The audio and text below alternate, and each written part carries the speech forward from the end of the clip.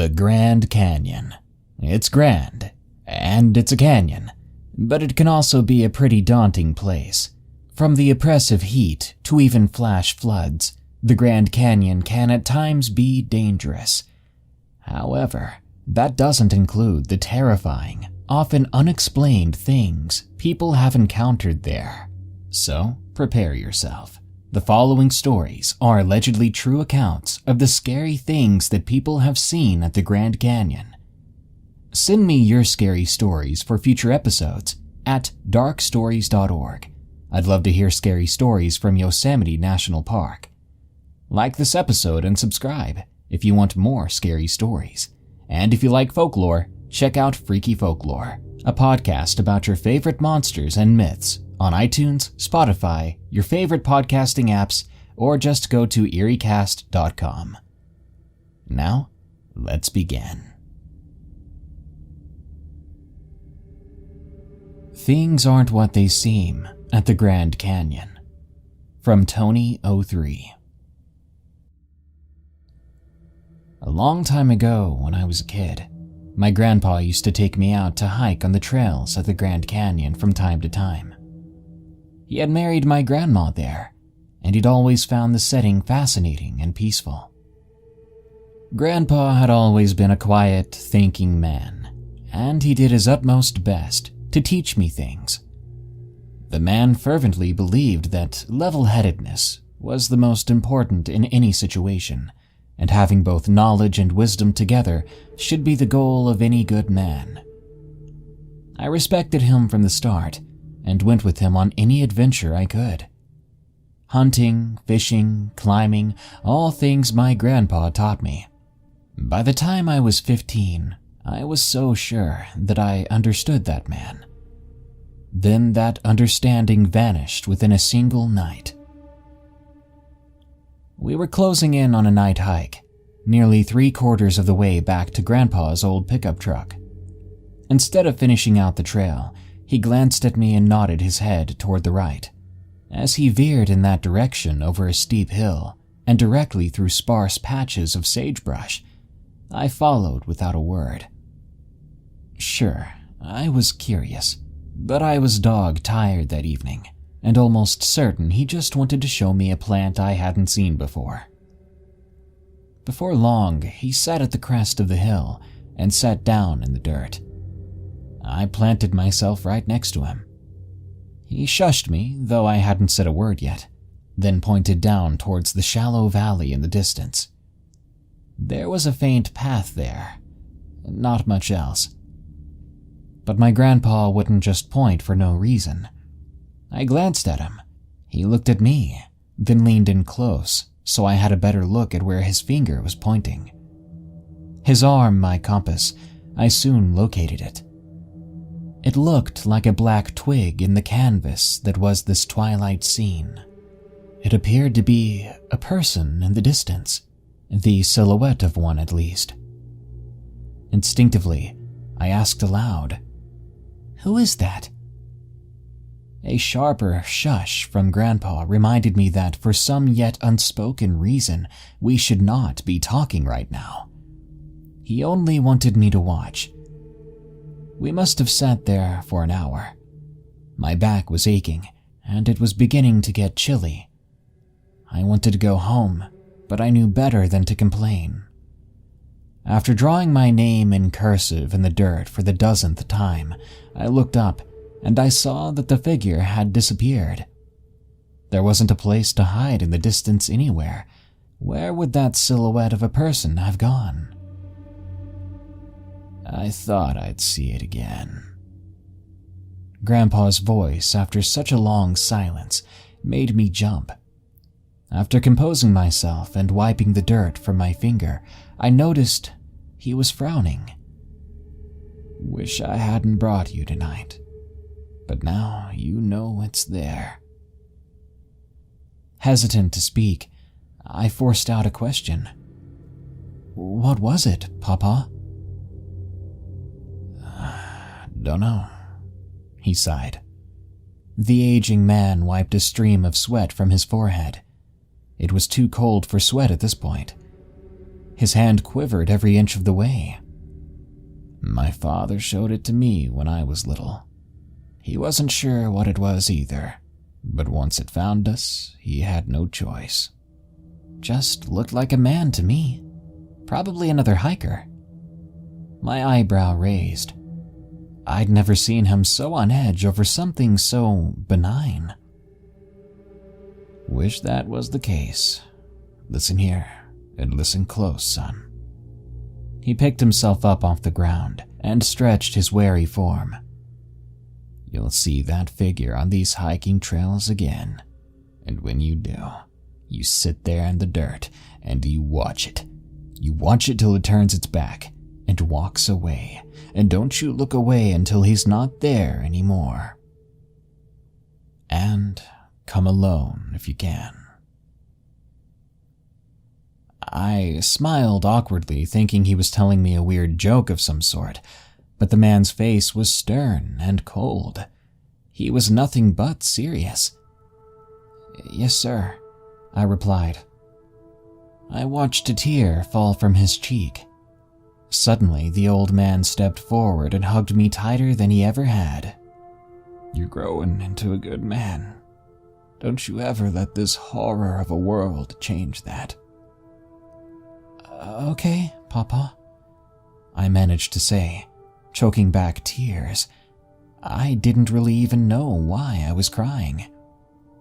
He cleared his throat as he pulled away, then nodded, just as he had before, letting me know we were headed back to the truck. The last thing I remember of that night was stepping out of the truck when he brought me home. He said something to me just after saying goodnight.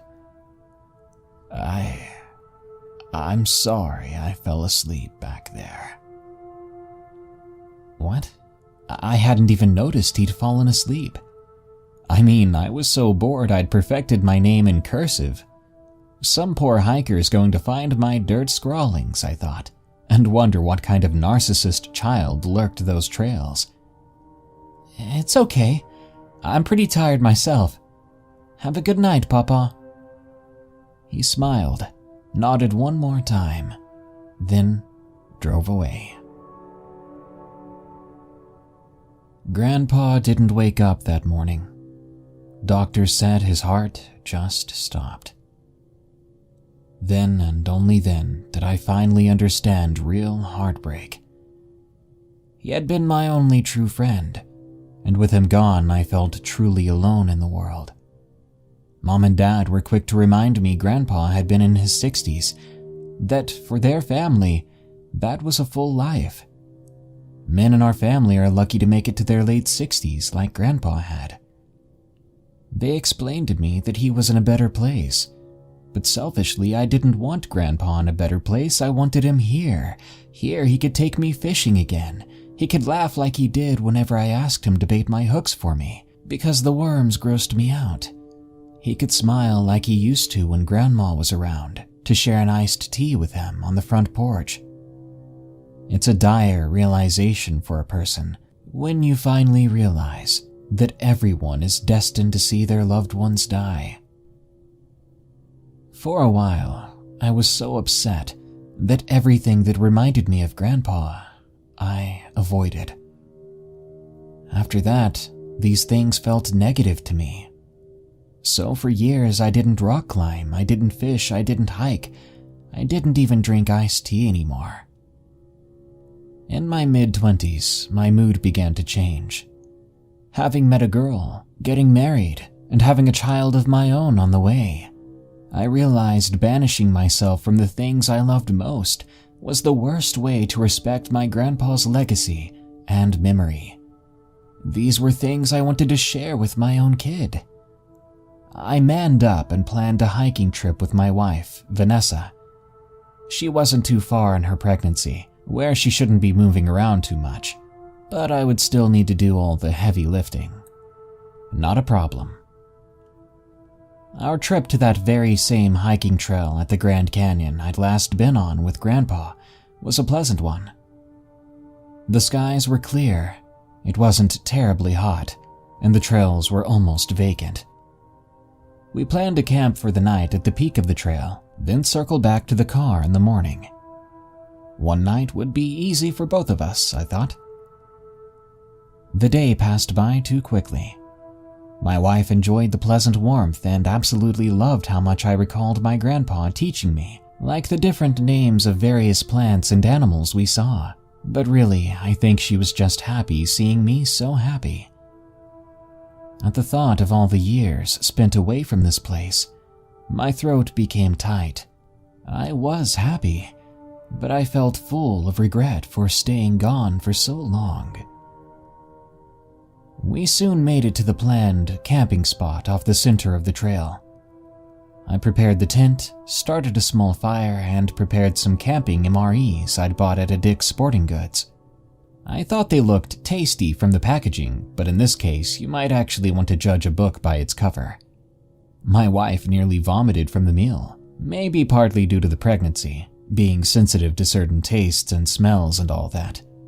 But my feelings were similar. After a bite of my turkey chili in a pouch, I spat it in the dirt and placed the remainder in the trash bag, double-bagged it, and placed it tightly in my hiking bag.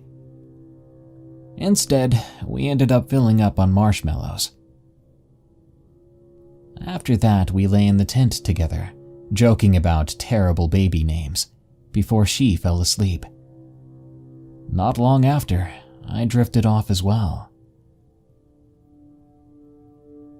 "Hey, there's someone watching us." My wife's voice, curious and soft, woke me. "What?" The sun's not even completely up yet," I grumbled. "I said there's someone out there just watching us. He's just standing there like half a mile away from us." I was just about to place a pillow over my head to blot out the first ribbons of soft morning light when my eyelids shot wide open. Suddenly, I felt breathless. My heart seemed to be doing flips in my chest. I pushed myself off of my sleeping bag and I ran outside in nothing but boxer shorts. I found my wife standing, facing the sunrise, protecting her eyes with a hand on her forehead. When she heard me, she glanced at me for a moment and pointed. "Look, over there." My stomach turned at the familiarity of the situation. I stepped over next to her and followed her finger, her arm a dreadful compass guiding me to something I refused to believe. There, on a distant, seldom-trodden path, stood a figure, like a dark twig sprouting from the horizon. Exactly as I'd seen it all those years ago. "Who do you think it is?" she asked. "Shh." Sweat drenched from my still cold forehead. As if on autopilot, I sat on the ground and stared at him. He didn't move. "What are you, hun? Sit and hush," I demanded impatiently, doing my best to not sound too disrespectful to my wife, who already appeared so confused. Can you blame her? Playing along, she whispered, "What's going on? Who is that?" I was horrified at the thought of saying too much. After all, I never did understand why Grandpa had wanted me to be so silent in front of this figure. So quickly, I thought of an answer that was short and to the point. One of the last things my grandpa ever saw. Somehow it worked. Vanessa remained silent, waiting there on the ground with me. I could tell she was calm and patient, but my insides felt like soup. With absolutely no idea as to why, I knew I had to listen to my grandpa's warnings. I sat there for 2 hours, staring at the figure, watching him, waiting for him, until finally he turned and began to walk away. I started to get up, but caught myself. I didn't take my eye off the figure until it faded right out of existence. It was as if it had never been there. I turned toward my wife. She was slumped over a bit, having fallen asleep at some point. Guess she was still tired too. As my heart slowed, I began to make sense of it all as best I could. I'm sorry I fell asleep, my grandpa had said to me. The last thing he ever said to me. It wasn't some random, needless apology. He had been sincere about it. He apologized. But for what? Because he fell asleep and stopped watching the figure. All while I had played in the dirt, not paying attention at all. With no one watching this figure, it had disappeared. But to where? Somehow I think my grandpa knew. I wholeheartedly believe that same figure came for him in the night and stole his breath away. And since I'd seen it, even as a child, it had now appeared to me again, and now my pregnant wife had seen it. The hike back to the car was the fastest hike I'd ever done, and easily the most stressful one. My mind reeled with questions. Would it return at any moment? Would it come back at a later time somewhere at our own home? What is the figure? On the drive back, I told my wife everything. Most importantly, I explained, if you ever see that figure again, stare at it until it's gone and do not look away. You see, I think that's the rule. If you see it in the distance, drop everything and stare until it disappears. Because if it disappears while you're not looking, it will come for you. After all, my grandpa's father had also never awakened from his slumber. I should have listened to my grandpa. I never should have come back, or I should have at least come alone. But I think both my grandpa and I didn't take this thing seriously until it was too late. I can't help but worry this will now carry on to our child that my wife carries. Grand Canyon Skeletal Figure, from J. Ion. My uncle and his wife decided to go on a tour of Western American states for their 15th wedding anniversary celebration.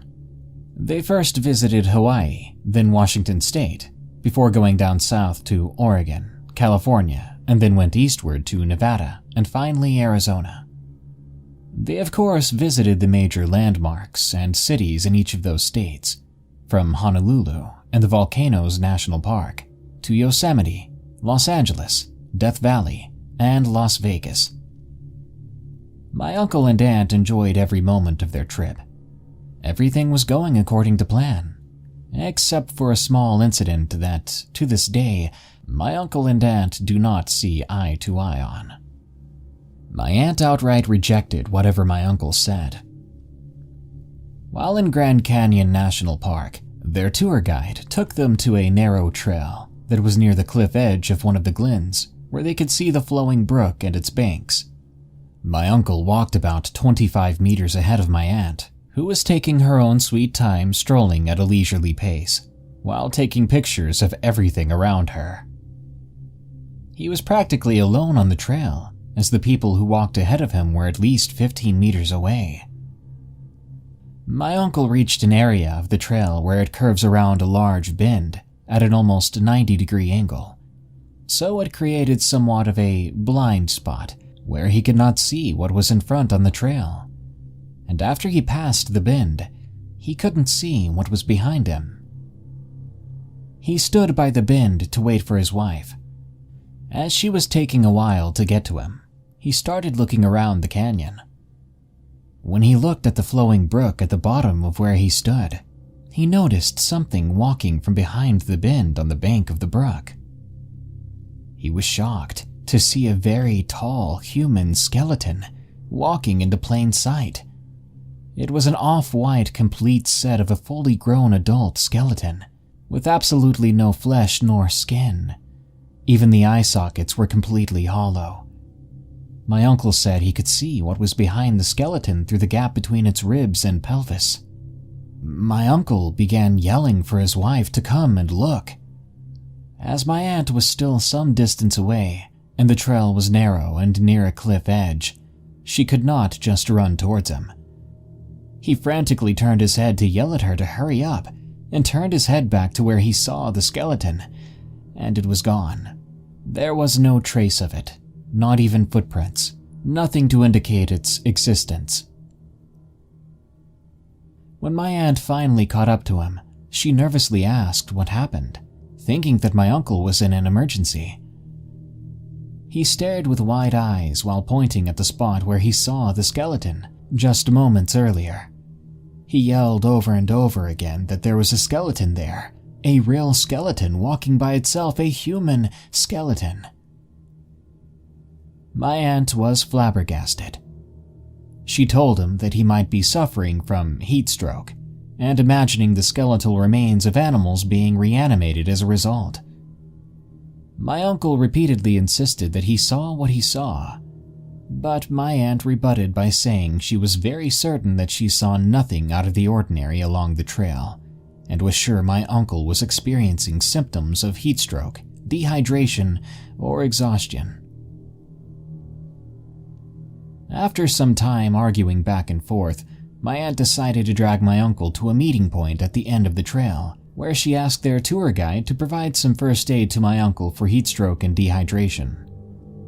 While the tour guide checked for injuries, my uncle told the tour guide what he saw. The tour guide very sympathetically replied that my uncle is not the only visitor who has experienced something unusual in the Grand Canyon. The tour guide explained that ever since the Grand Canyon was open to public visits, there have been reports of strange sightings and unexplainable encounters. Some people attribute the strange happenings to UFOs. Some believe that the ethnic cleansing of Native Americans by European settlers left an indelible mark on the land, while some think that the Grand Canyon is the location of an interdimensional doorway, or that it is the chosen home of supernatural beings on account of its remote location, population scarcity, and extreme climate. When my uncle and aunt returned home from their trip, my uncle told relatives about what he saw, which my aunt will always counter with logical explanations. This has always been a point of contention for them, because my uncle and aunt rarely argue, and they're the most loving married couple most people know. To this day, after their 30th anniversary, my uncle and aunt still bicker about what happened in the Grand Canyon. My uncle even suggested that, for their 35th wedding anniversary celebration, they should go to the Grand Canyon a second time, in hopes that my aunt might catch a glimpse of the supernatural herself. Creeper at the Grand Canyon, from Matthew. If you have a weak stomach, or other problems like that, I suggest you avoid this story. It all started back in May of 2005. I was about 8 years old when this occurred. My brothers, my dad, and I were on our way to New Mexico for one of my dad's work meetings. We decided to stop by the Grand Canyon along the way for some lunch. When we got out of the car, my stupid little brothers decided to run off and go explore. My dad told me to go chase them down and bring them back to eat some lunch, so I did. I began yelling their names out, but they wouldn't respond. I walked for a while, probably 5 minutes, looking for them, when I came across this sketchy-looking trailer. I didn't go over towards it because of how disgusting it looked. Then finally I saw my two little brothers, J and E. They both came running up to me, telling me that they saw something hiding under some sage. So, being the big brother, I looked around the area but saw nothing. I told my brothers that we had to go now, but as we were about to leave, I heard a raspy voice coming from the back door of the trailer. They said something along the lines of, "Don't leave." I immediately took off with my brothers to my dad's truck. But the thing was, my dad was nowhere in sight when we got back. I assumed he was looking for me, for us, so I waited at the truck until his return. But About 7 minutes later, I saw a figure walking towards us. It wasn't my dad. It was the person from the trailer. I wanted to tell him to screw off, something more aggressive or intimidating like that. But all that came out was a shaky, "Hello?" The person did not respond, but instead, they pulled out a hunting knife and ran right towards us. I grabbed a hold of my two brothers' hands, and we jumped down a hill. Thankfully, the creep didn't jump down with us. Instead, he just stared. By this point, I was beginning to think this guy was some sort of alcoholic. He looked drunk as all heck.